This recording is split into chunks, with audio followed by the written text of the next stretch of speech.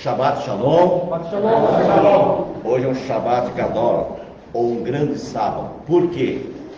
Porque uma festa bíblica caiu no sábado. Por exemplo, se ontem fosse esse dia, essa festa bíblica, seria um sábado também.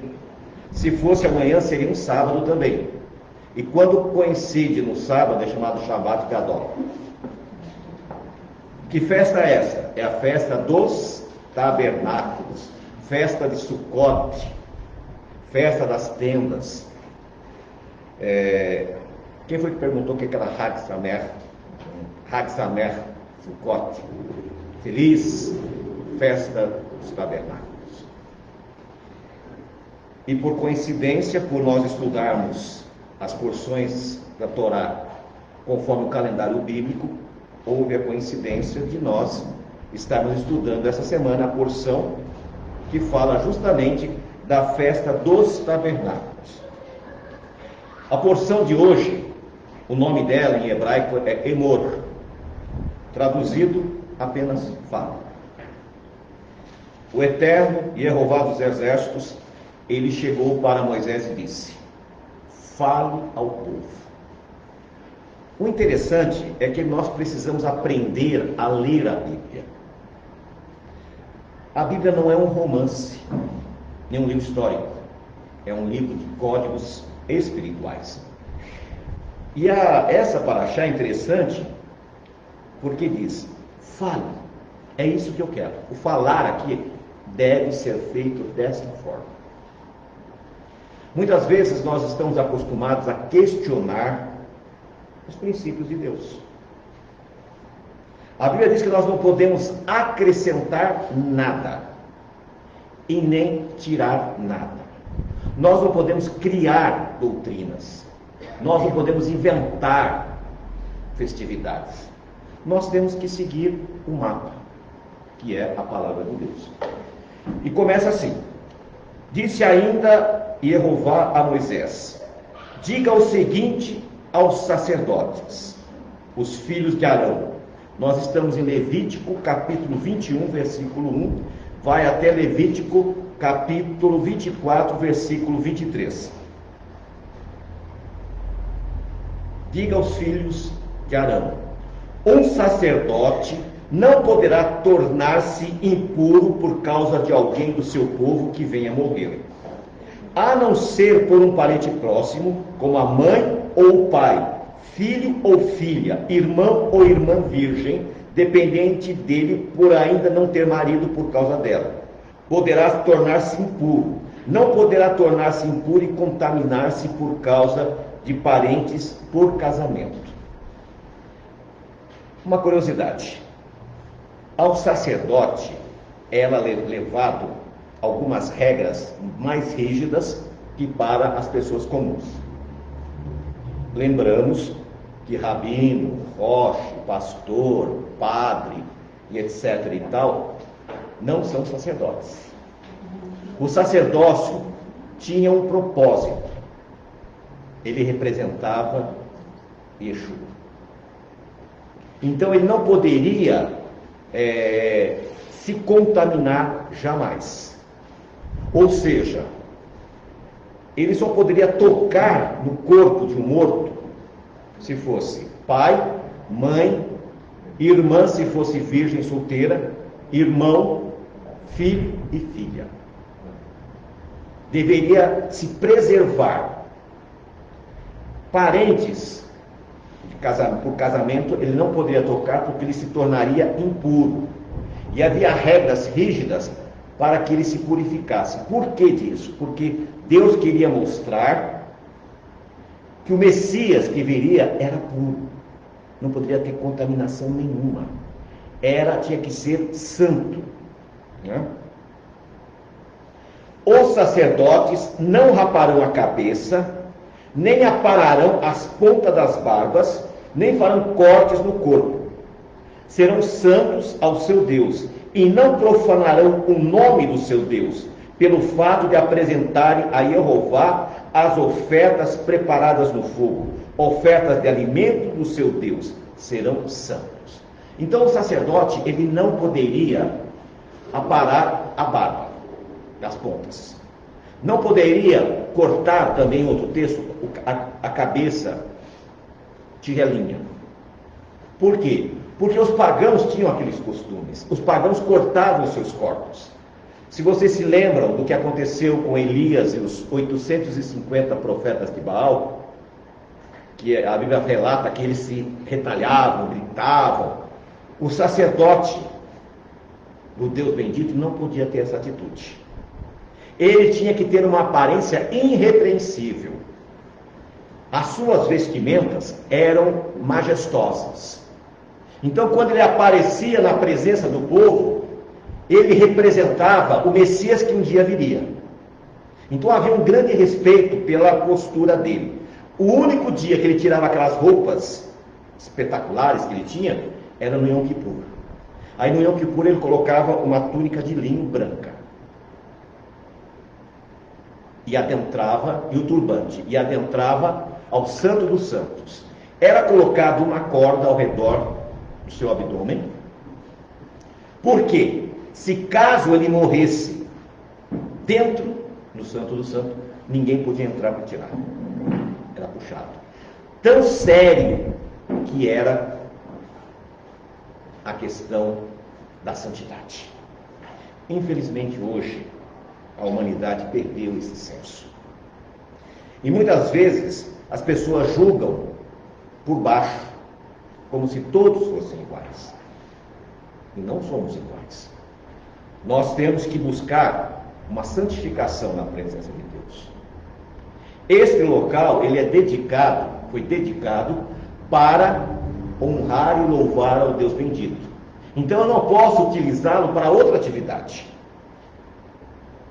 Esta câmera, ela foi comprada com o propósito de fazer coisas para o eterno. Então eu não vou usá-la para outros benefícios meus, particulares. Nós temos que aprender a ter uma santidade com as coisas sagradas. Um respeito com as coisas sagradas. Que hoje a humanidade perdeu. Quando Deus instituiu o sistema sacerdotal, Ele mostrou regras rígidas para que as pessoas seguissem aquelas regras, porque Ele era extremamente santo. A Bíblia diz que Yeshua não pecou, foi tentado em tudo, mas não transgrediu nenhum princípio. E o sacerdote, que era um antitipo do Messias, não poderia cometer nenhum ato. Em algumas situações, morreram, por exemplo, os filhos de Arão morreram, os filhos de Eli, porque se desviaram do caminho. Continuando. Olha só no versículo 9 do capítulo 21. Olha a severidade que era. Se a filha de um sacerdote se corromper, tornando-se prostituta, desonra seu pai e deverá morrer queimada. É a única situação na Bíblia que a penalidade era ser queimada. As outras era por apedrejamento. Por quê? Ela estaria totalmente desonrando o próprio Criador, porque o seu pai representava o Criador. E muitas vezes é comum hoje, né, os filhos desrespeitarem, desonrarem os pais. A Bíblia diz: honra teu pai e tua mãe, para que se prolongue os teus dias na terra, que o Senhor teu Deus te dá. É um mandamento com promessa. Para prolongar os teus dias na terra, para que a tua vida seja próspera, para que você seja uma pessoa feliz, você tem que cumprir essa mitzvah, esse mandamento de honrar pai e mãe. E a severidade para quem era filho de um sacerdote era a mesma coisa, não poderia ser diferente. Vamos continuar. No versículo 16 do capítulo 21, disse ainda o Senhor a Moisés: diga a Arão pelas suas gerações, nenhum dos seus descendentes que tenha algum defeito poderá aproximar-se para trazer a seu Deus ofertas de alimento. Nenhum homem que tenha algum defeito poderá se aproximar. Ninguém que seja cego ou aleijado, que tenha rosto defeituoso ou corpo deformado. Ninguém que tenha o pé ou a mão defeituosa, ou que seja corcunda ou anão, ou os que tenham defeito na vista, ou que esteja com feridas purulentas, ou com fluxo, ou que tenha testículos defeituosos. Nenhum descendente do sacerdote Arão que tenha qualquer defeito poderá aproximar-se para apresentar a Jeová ofertas preparadas no fogo. Presta atenção nisso, irmãos. Havia uma exigência. Vocês, tudo estava reprovado, vocês são muito feios, né? Vocês não iam estar tudo reprovado. Tinha que ter, o sacerdote ele tinha que ter um perfil perfeito, um modelo, porque ele representava quem? O Messias. Então, se ele tivesse algum defeito, ele não poderia levar ofertas ao Senhor. Não que Deus tenha alguma coisa contra isso, mas como ele era um modelo, tinha que ser esse modelo a apresentar. Isso é um exemplo para nós. Os pais e as mães são modelos para os seus filhos. E quantos de nós temos sido um sacerdote torto, aleijado, cego, defeituoso para os nossos filhos? Porque eles têm que ver em nós o caráter do Messias. Os filhos têm que ver em nós uma atitude diferente. Então nós temos que rever os nossos conceitos. Como eu estou lidando com a minha família? O marido, ele tem que ser um sacerdote perfeito dentro do lar, para que a esposa não tenha medo dele, mas tenha respeito. Este é o meu marido. A esposa tem que ser irrepreensível, para que ele fale: esta é realmente a minha esposa. Adão, antes do pecado, ele disse: esta é sangue do meu sangue, carne da minha carne. Então todas essas coisas eram os princípios que Deus queria que o homem trabalhasse na vida dele, para se tornar mais feliz. Continuando, versículo 22.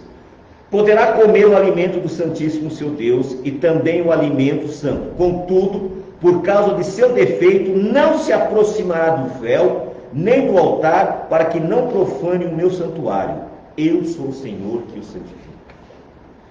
Não é para nós termos, criarmos, nossa, coitado, não era isto. Mas Deus queria um padrão. E é o que Deus precisa hoje, de um padrão de pessoas. Os padrões hoje estão deformados. Os religiosos estão todos com defeito, todos deformados. Por quê? Porque em vez de visualizar o que a palavra de Deus nos ensina, eles ficam copiando um do outro. Principalmente hoje com o YouTube. Então muitos pregadores agora eles ficam replicando o que ele ouviu, mas ele não faz a mínima ideia do que ele está falando. Quando você vem à frente para levar uma palavra para as pessoas, nós temos que saber que nós estamos na presença de Deus. Quando você está cantando, você está louvando a Deus. O teu coração tem que estar nesse pensamento. A tua atitude tem que estar nessa ligação com Deus. Nós não podemos simplesmente, de qualquer forma, de qualquer maneira, nos apresentar diante do Senhor.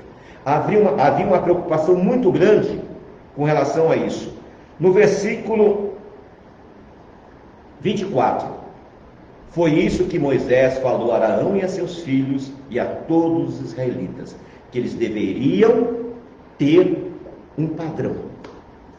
E nós temos que criar isso em nossa mente. Qual o padrão familiar que eu estou levando para minha casa? Qual o padrão de esposa que eu estou sendo? Qual o padrão de esposo que eu estou sendo? Qual o padrão de filho que eu estou sendo? Será que eu sou semelhante àqueles que podem se apresentar diante de Deus? Ou sou semelhante àquele defeituoso que tem que ser tirado da presença de Deus? Capítulo 22. Disse o Senhor a Moisés: diga a Arão e seus filhos que tratem com respeito as ofertas sagradas que os israelitas consagrarem para que não profanem o meu santo nome, eu sou o Senhor. Presta bem atenção. O cuidado que o sacerdote tinha, inclusive com as ofertas que era levada para Deus. Ele dizia, essa oferta é minha, então eu quero cuidado. Não é de qualquer jeito. Percebe que há um padrão de atitudes. Até você levava o cordeirinho, o sacerdote não podia pegar de qualquer jeito pelo pescoço, pelas pernas, não, ele tinha que com cuidado, com carinho. Porque as coisas sagradas assim devem ser. As oferendas, as ofertas que nós levamos a Deus, nós temos que levar ofertas o quê? Por exemplo, às vezes a pessoa vem à congregação, é o momento da oferta. Esqueci da oferta agora. Ele enfia no bolso. Peraí, tem uma outra toda desgastada. Não faça isso. Isso não vai te trazer bênção. Você vai perder o seu dinheiro. É uma oferta também. Oferta é uma coisa programada, alçada. Em Malaquias capítulo 3, versículo 10 e 11. Vamos ler lá. Olha só como Deus trata a questão do ofertar. Eu ia falar de qual, mas é melhor ler. Malaquias capítulo 3, versículo 10 e 11. Tragam todo o dízimo ao depósito para que haja alimento na minha casa. E por favor, ponham-me à prova nesse respeito, diz Jeová dos Exércitos, e veja se eu não abrirei para vocês as comportas do céu, e se não derramarei sobre vós uma bênção, até que não falte mais nada. E eu vou censurar o devorador, e ele não destruirá o fruto da sua terra, a videira no seu campo não será infrutífera, diz Jeová dos Exércitos. E todas as nações dirão que vocês são felizes, porque vocês se tornaram uma terra de prazer, diz Jeová dos Exércitos. Quer uma prova disso? Olha para Israel. Há 75 anos atrás, estavam sendo exterminados. 75 anos depois, é uma potência. O Brasil tem 500 anos e não chega aos pés. A prova da fidelidade está em Israel. Por quê? Porque eles são o nosso exemplo a seguir. E a fidelidade faz com que você se programe. Você deseja no seu coração. Existem várias ofertas. O dízimo e a oferta alçada é uma coisa. A oferta por gratidão é outra.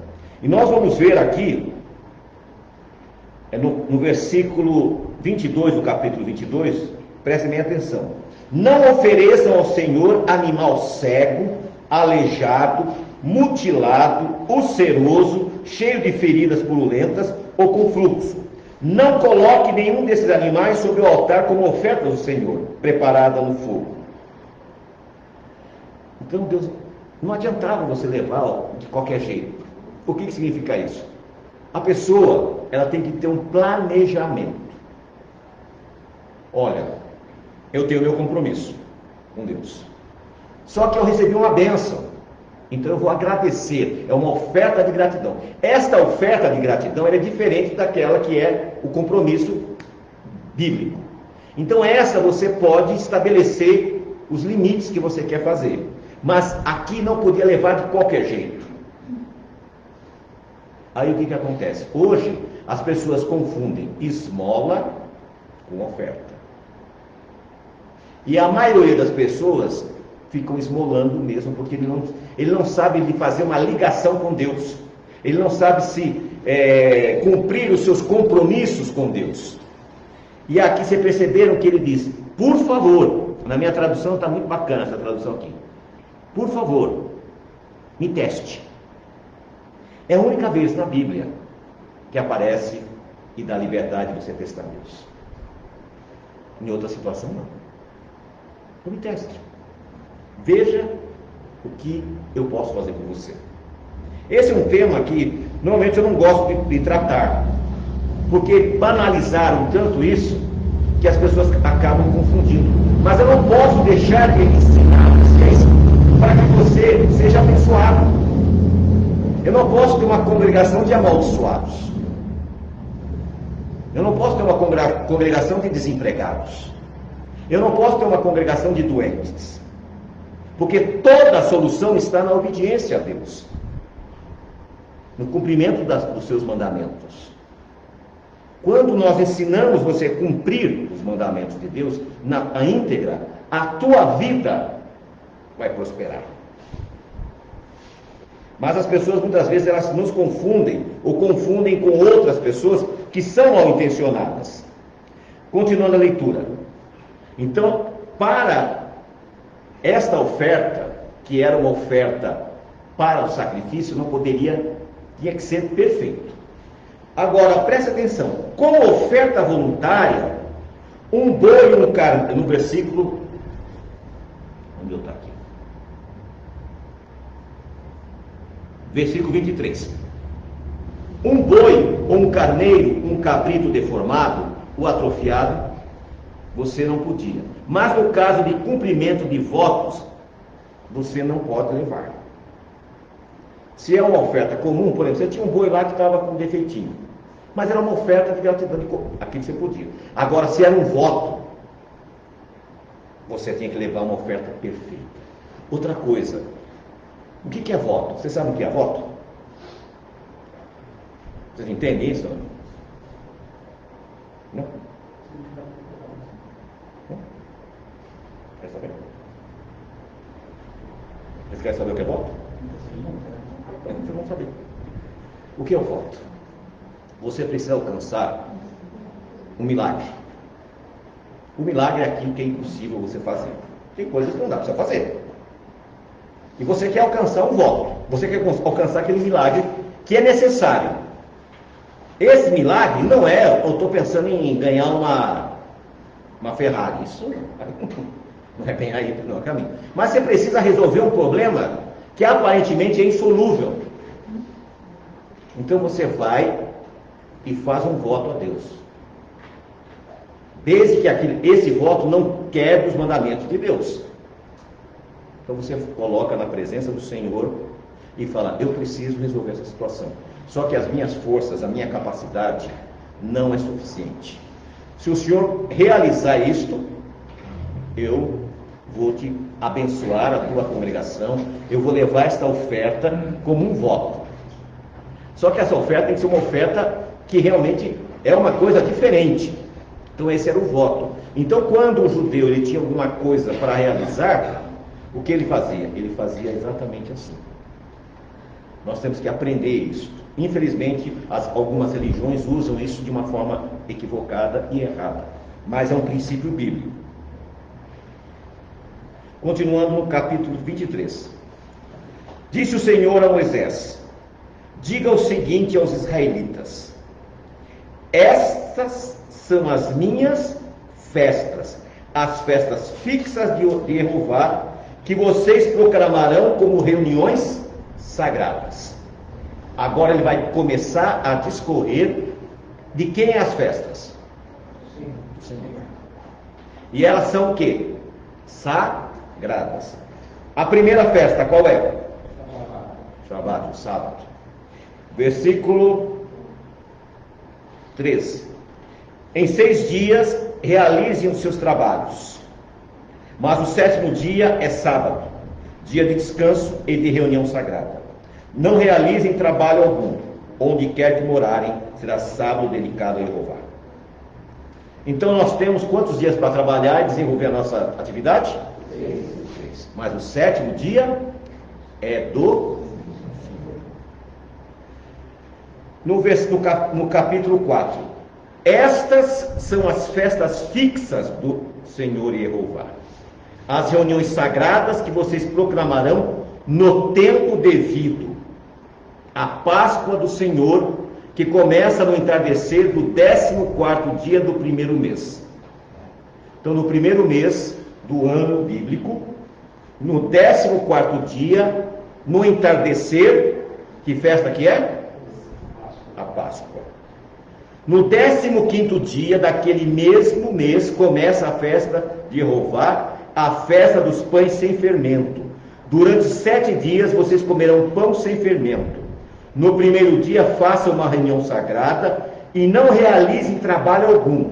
Durante 6 dias, apresente ao Senhor ofertas preparadas no fogo. E no 7º dia, faça uma reunião sagrada e não realize trabalho algum. Então, o que vocês têm que fazer? Se organizar. Provavelmente, essa festa vai cair em março. Então, você se organize no seu trabalho. Porque se ela cair no meio da semana, você pode pedir uma folga. Então, nós temos mais ou menos o período. Então, se organize, porque é um dia sagrado. Tá? E vocês vão ter que se programar, porque durante 7 dias vocês não poderão comer nada fermentado. Como fazer? Muitas pessoas, como é que fazem? Né? Agora que o arroz está caro, está todo mundo comendo macarrão. Então é macarrão no almoço, macarrão na janta e no café da manhã. Então o que você faz? Quando estiver chegando esta época, vai diminuindo as massas, o que vai com o fermento, para que no período desses 7 dias, vocês não comam nada fermentado. Então, pois não. A dica boa também, na quinzena anterior, para quem faz compra quinzenalmente, né? Não comprar massa. Né? E às vezes acontece de chegar no dia da festa e você ter massa em casa. Né? Existem algumas correntes de judaísmo que vendem, né? Mas eu penso assim, que essa é uma boa oportunidade de fazer uma caridade. Né? O que a gente faz em casa? Quando ainda sobra um pouco de massa, a gente pega e faz uma cesta básica, né? E junta outras coisas que não são massa, que não são fermentadas, que dá para alguém que precisa. É uma boa oportunidade de fazer uma doação. Então, se programem. Então, meados de março é época dos pães sem fermento. O que significa isso? É um período, o que o fermento significa o quê? O pecado. Então você está tirando o pecado da sua vida. Você está tirando da tua vida. Então nessa semana, o pão fica mais gostoso, a macarronada fica mais suculenta. Aí você vai lembrar que aquilo é o pecado. Então o propósito de Deus era esse: nos educar para sabermos que nós temos que tirar o pecado do mundo. Ok? Continuando.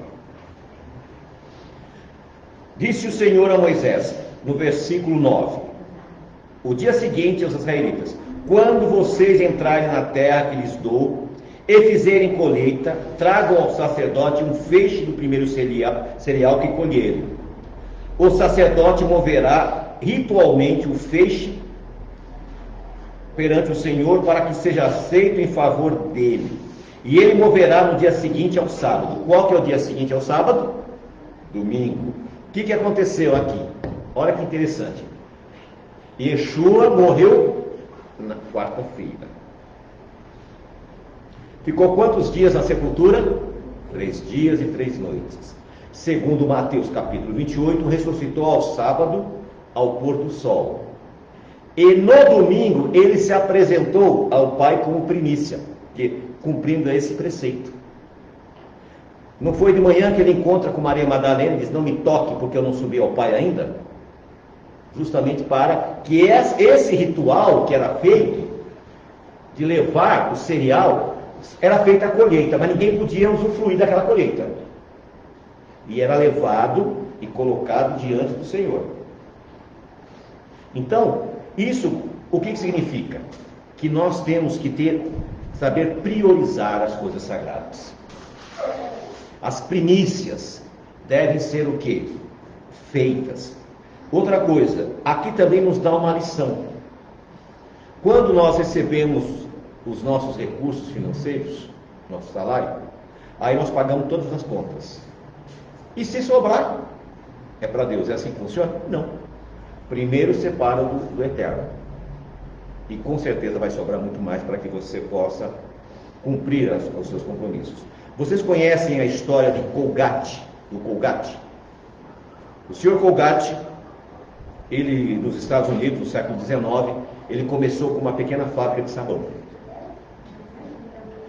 E ele começou a devolver o dízimo para a sua congregação. E ele começou como todo mundo começa, com 10%. Só que ele disse o seguinte: é muito pouco, eu fico com 90 e deu só com 10. E na cabeça dele ele foi aumentando. Só para encurtar a história, chegou um momento que ele dava 90% da renda dele e ficava com 10%. E até hoje, quantas gerações da família dele vivem com a riqueza que ele adquiriu naquela época? Os maiores e os homens mais ricos do mundo são judeus. Por quê? Porque eles honram esse compromisso. Isso é um exemplo para nós. Porque eles provam, e Colgate, ele provou isso. Então, irmãos, quando nós colocamos Deus primícia primeiro, quando nós colocamos Deus como primeiro em nossas vidas, as coisas mudam. Mas não receba essa informação pensando nas coisas erradas do mundo. Esqueçam aquilo. Vamos pensar em nós. Faça você uma experiência com Deus. Continuando, no versículo 15: a partir do dia seguinte ao sábado, o dia em que vocês trarão o feixe de oferta ritualmente movida, contem 7 semanas completas. Então, se levou essa oferta no domingo. A partir daí você conta 7 semanas completas, 49 dias. O 50º dia é Pentecostes. Você fala, Pentecostes é 50. Não tem nada a ver com a igreja pentecostal, que é outra coisa.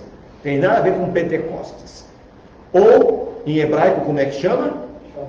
Shavuot. Nesse dia, o que aconteceu em Shavuot?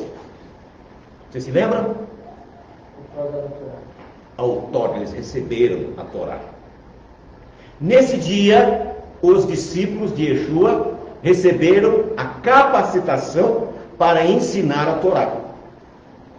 Porque você tem que ter uma capacitação espiritual. E esse dia é justamente o dia de Shavuot, que é o 50º dia, que se conta a partir do domingo das primícias. Existe uma ala maior do judaísmo que inventou um dia chamado 16. O dia 16 de Abib. Não existe na Bíblia. Mas se eles querem seguir, não tem problema nenhum. Nós preferimos seguir o que está escrito aqui.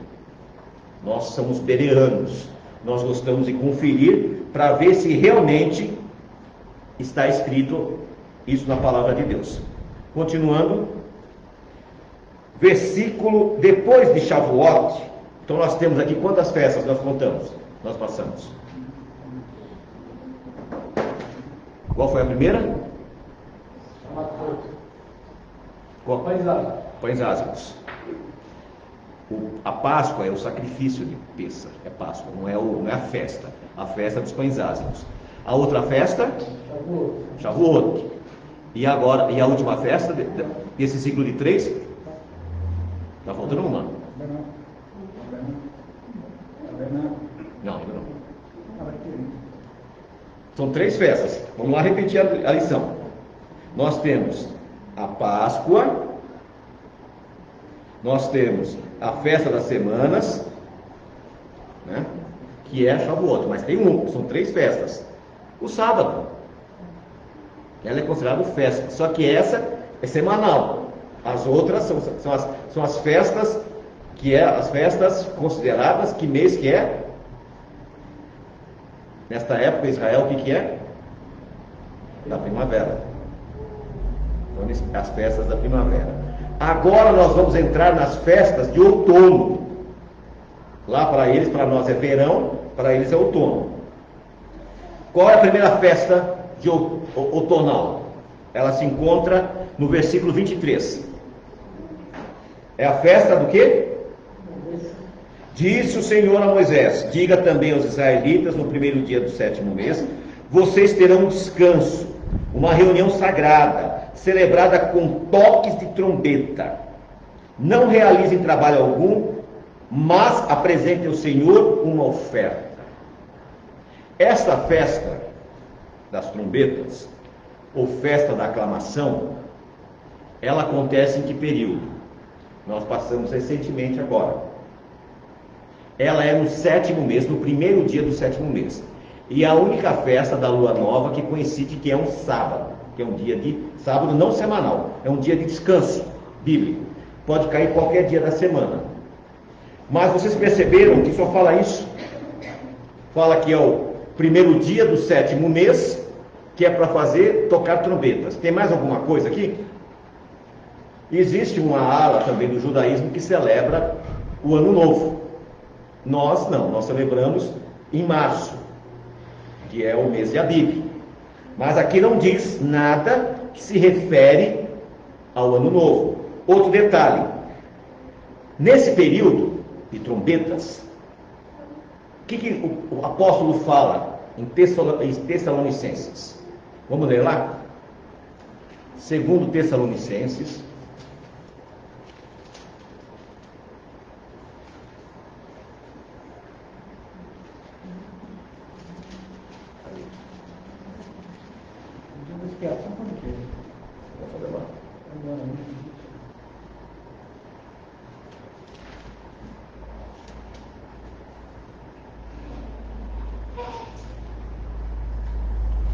Fugiu aqui, depois eu lembro, vou voltar aqui o texto. Em Tessalonicenses, diz assim, que ao soar a última trombeta, os mortos no Messias ressurgirão.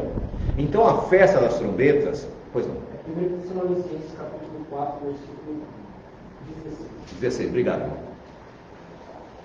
Porque o próprio Senhor descerá do céu com um alarido de trombeta, com voz de arcanjo e com a trombeta de Deus, e os mortos em união com Mashiach se levantarão primeiro.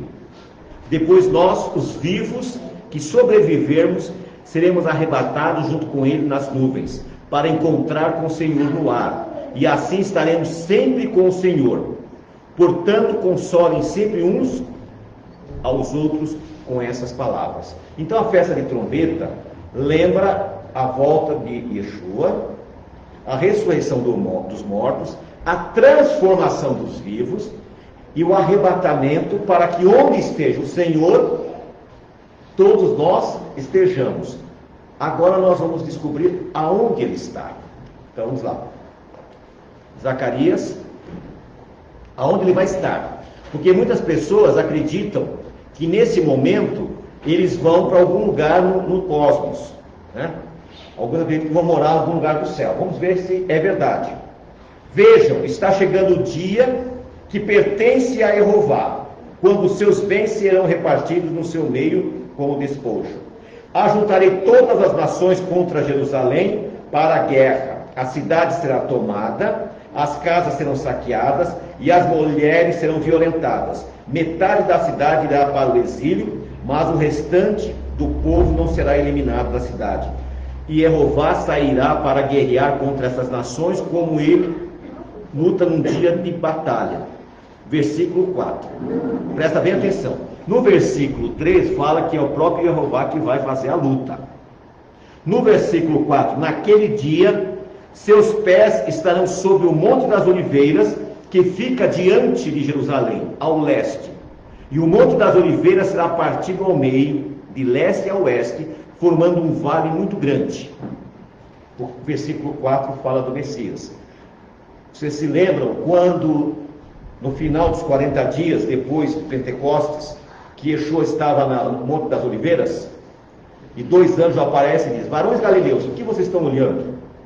E ele disse: da mesma forma que vocês estão vendo ele subir, assim ele virá.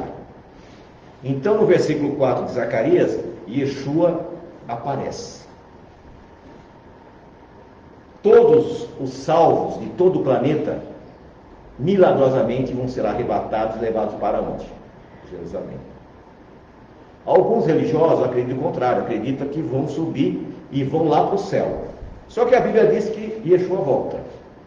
A cidade santa desce e a igreja sobe. Vai haver um desencontro total. Você percebe que não coincide com o que a Bíblia ensina. É uma fantasia, né? E isso vai acontecer quando? A festa das trombetas assinala esse evento, que vai ocorrer ainda no futuro. No versículo 26, respondendo a sua pergunta: Disse o Senhor a Moisés: o 10º dia desse 7º mês é o dia da expiação. Façam uma reunião sagrada e humilhem-se, e apresentem ao Senhor uma oferta preparada do fogo. Não realizem nenhum trabalho nesse dia, porque o dia da expiação, quando se faz propiciação por vocês perante o Senhor, o Deus de vocês. Trombetas à volta de Jesus, de Yeshua. Dia da expiação, julgamento. É o dia de julgamento. Nesse dia, o sumo sacerdote, ele adentrava, lembra que quando eu comecei eu falei que ele estava com apenas uma túnica, e adentrava dentro do Santo dos Santos. E ele, como se fosse um chicote, ele espargia na Arca da Aliança o sangue. Yeshua nesse foi o quê? Não foi chicoteado antes de ser ofertado como sacrifício? Uma coisa liga a outra. E nesse dia a nação era perdoada.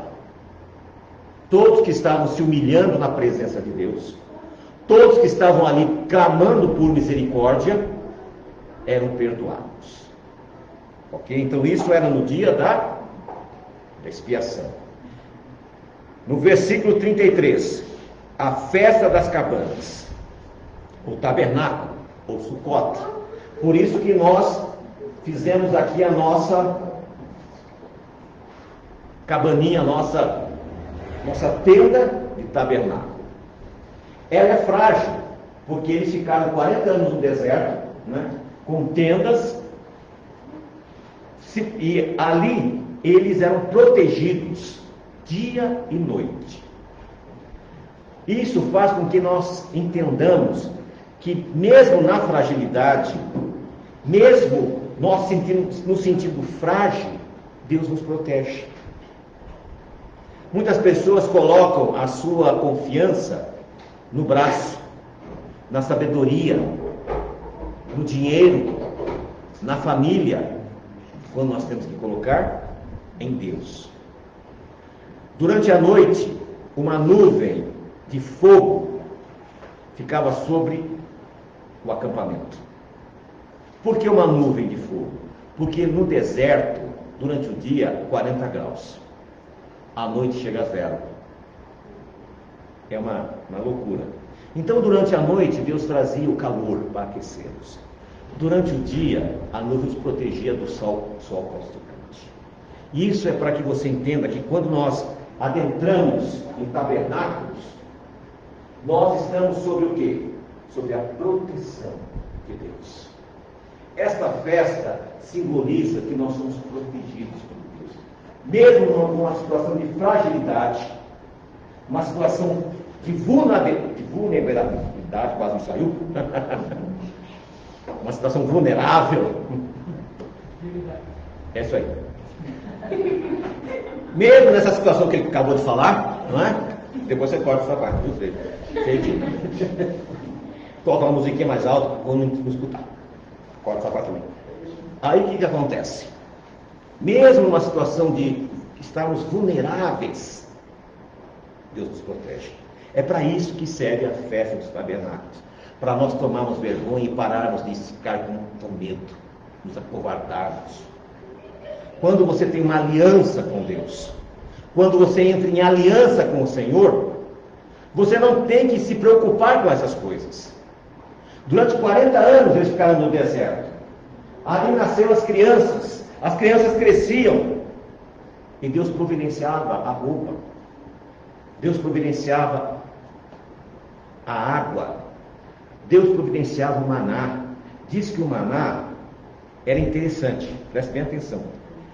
Você imaginasse que era uma torta de palmito. Você comia, era uma torta de palmito, ela não gosta de torta de palmito. Aí, come, não gosta de palmito, bem feito. Tá vendo? Já deu castigo a cavalo. Não escutou. Muito bem, vocês aprenderam? Ou uma torta de frango, ou um pudim, sei lá, você imaginasse o que quisesse, cada um, e você tinha, era prazeroso. O maná não era uma coisa desagradável, não era uma farinha E o interessante é que de manhã ele caía do céu.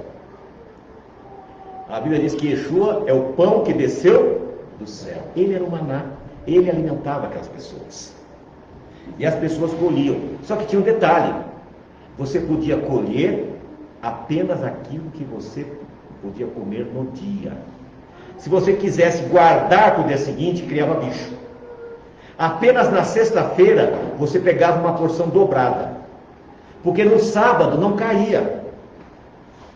O universo respeita o Shabat. O ser humano pisa no Shabat. Então, tabernáculos significa isto, a proteção divina, e significa também o período do milênio. Trombetas anuncia a vinda de Yeshua, e Yom Kippur anuncia o juízo. E tabernáculo é o milênio. Presta bem atenção aqui na leitura em Zacarias 14. No versículo 16. Presta bem atenção. Todos os que restarem de todas as nações que vieram contra Jerusalém subirão de ano em ano para curvar-se diante do rei Jeová dos exércitos, para celebrar a festividade das tendas e tabernáculo. Mas se alguém dentre as famílias da terra não subir a Jerusalém para se curvar diante do rei Jeová dos exércitos, sobre ele não cairá chuva. E se a família do Egito não subir e não entrar ali, eles não terão nenhuma chuva. Em vez disso, terão um flagelo com que Jeová atingirá as nações que não subirem para celebrar a festividade de tabernáculos. Agora tem um detalhe. Mas vai sobrar gente ainda, depois que o Senhor voltar? Vai. Vai haver uma guerra centralizada onde? Em Israel.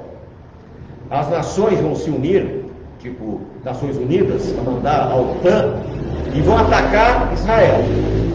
Mas os brasileiros vão estar aqui, os argentinos vão estar ali. E essas pessoas que sobrarem, elas terão que subir a Jerusalém. E se ela não for celebrar a festa dos tabernáculos, durante o milênio, virá sobre elas o flagelo de Deus. Hoje, nós oferecemos a oportunidade das pessoas cumprirem o mandamento de Deus. No milênio, serão obrigados, à força. A Bíblia diz que Yeshua vai reinar com vara de ferro. Tire aquela ideia que as pessoas colocam, sabe, todo mundo com asinha, voando. Isso não existe, isso aí é nos contos de fada. A vida vai continuar. E as pessoas vão ter que obedecer. E se não obedecer, vai vir o castigo. Esse momento que nós vivemos na história é um aprendizado. Então nós começamos a celebrar hoje tabernáculos. Amanhã nós vamos estar lá no Vale da Bênção, celebrando o nosso dia, marcando o nosso dia, a celebração. Mas nós estamos fazendo isso como gratidão ao Senhor. O nosso irmão veio lá da cidade de Rio Grande, no Rio Grande do Sul, bem longe, para celebrar com a gente o primeiro tabernáculo dele. Então muitas vezes você mora aqui do lado, mas não tem tempo de vir. Por quê? O coração dele colocou nas coisas de Deus. Porque quem escolhe não somos nós, é Deus. Ele puxa daqui, puxa daqui. Nós não precisamos ficar insistindo para as pessoas. As pessoas que virão a nós. E essas que vêm a nós é porque Deus mandou. Então é assim que funcionam as coisas. E essa festa do tabernáculo, ela é especialíssima, porque elas são o quê? Durante 7 dias, né, se celebra tabernáculos. O ideal para quem não fez esse ano, no ano seguinte, no ano que vem, já se prepare. Faça uma tendinha na sua casa, não importa. Lá em Israel eles fazem até na varandinha dos apartamentos. Porque é importante que você faça, e pelo menos faça uma refeição aqui embaixo, faça uma oração, ou durma se der, para que você tenha a impressão. Então hoje, o que vocês vão fazer? Alguns irmãos já trouxeram os cofrinhos, né, que nós costumamos, aquele que não trouxe, né, vai receber uma maldição durante 1000 anos. Depois da morte. Depois da morte.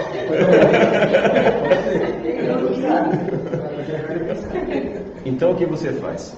Quando nós terminarmos aqui nosso serviço de Paraxá, aí cada um vai lá com a sua família, com a família que tiver em família, e vai agradecer ao Eterno,